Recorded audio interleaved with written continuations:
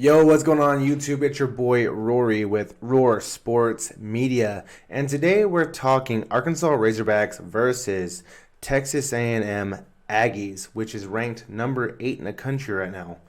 But first, before we get to that, I'd like to thank you for watching my videos, liking them, and subscribing to my channel. It all helps me grow, and I wouldn't be here without you. Let's talk Razorbacks versus Aggies, but first, the intro. Boom.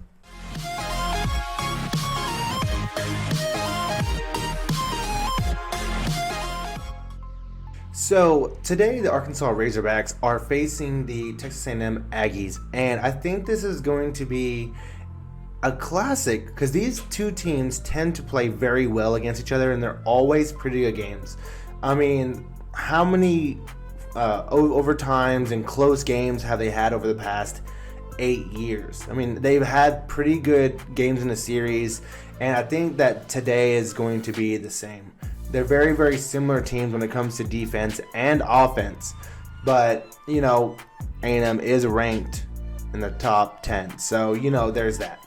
Arkansas is a team that's hungry for success, and, they want that respect in their names.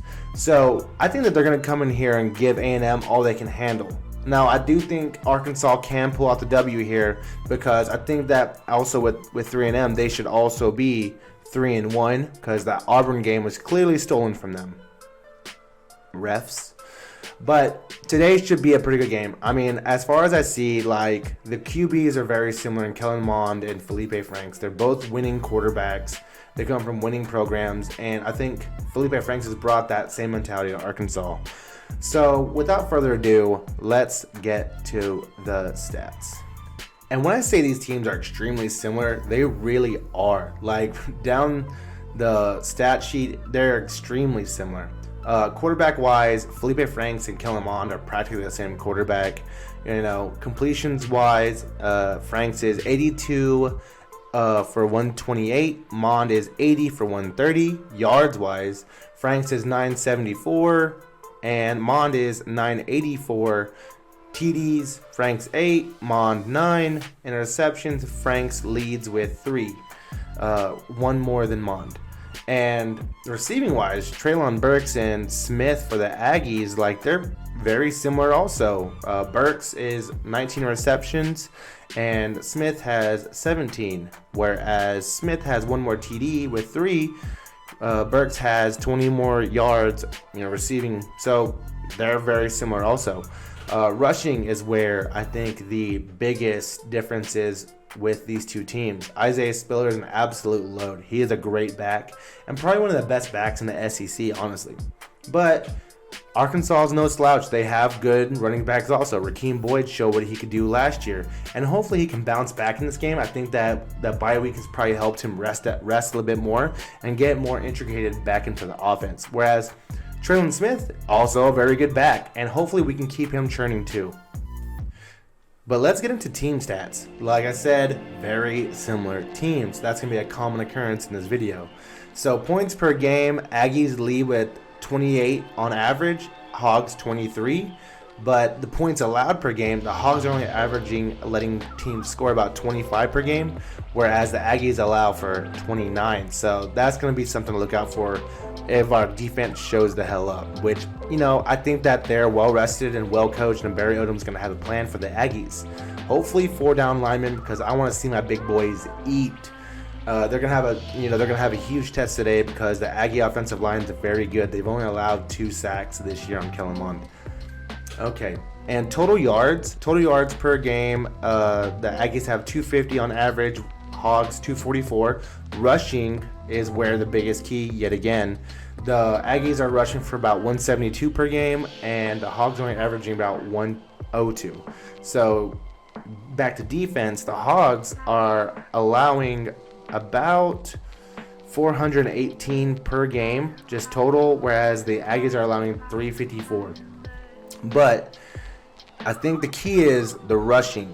So the Hogs for the first four games have been averaging 3 down linemen, because I think that's part of the game plan with those, pretty much air raid offenses they've been seeing.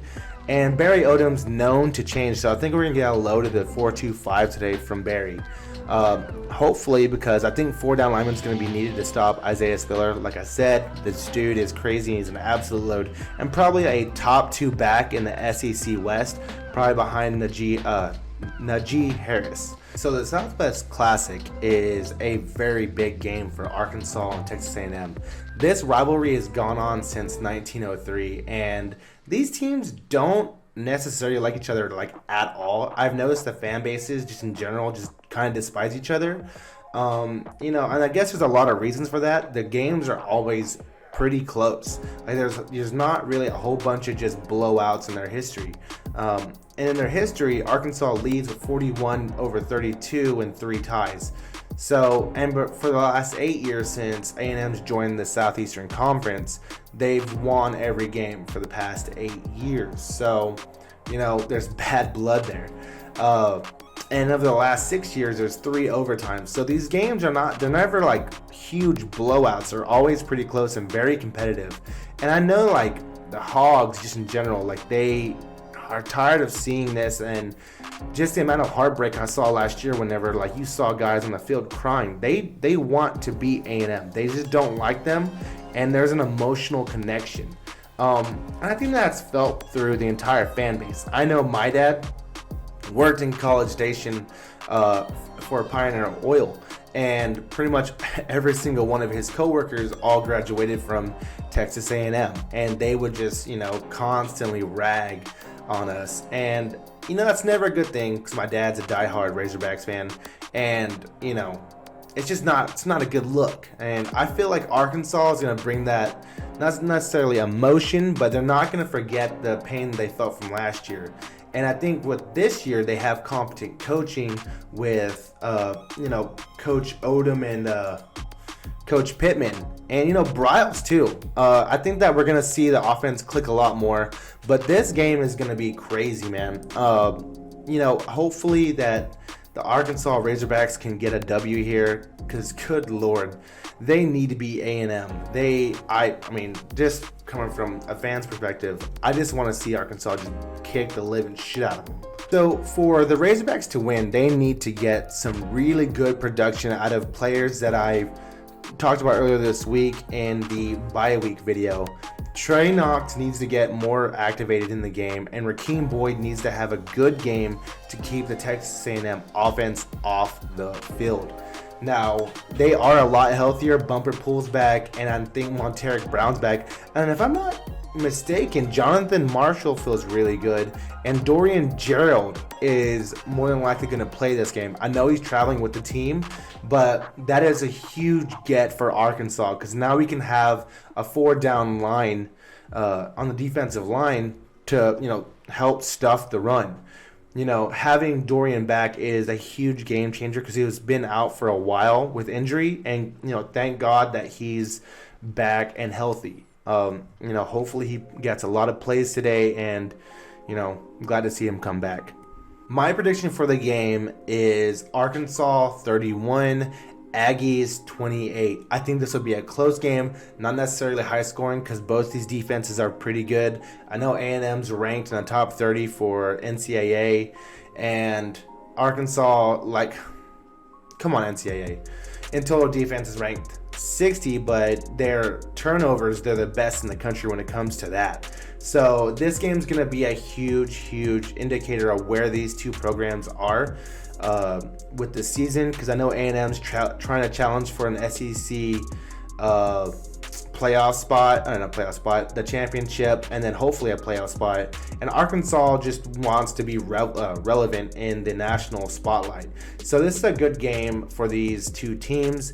And like I said, very similar, and that's why I'm not predicting any sort of blowout. I think it's going to be 31-28, Hogs on top. It just means more for us. And, woo, pig, suey, welcome to the Roar. If you could, please like, subscribe, share the video, do whatever you do that helps me grow. Because when I grow, you grow. Thank you so much. Welcome to the Roar. Peace.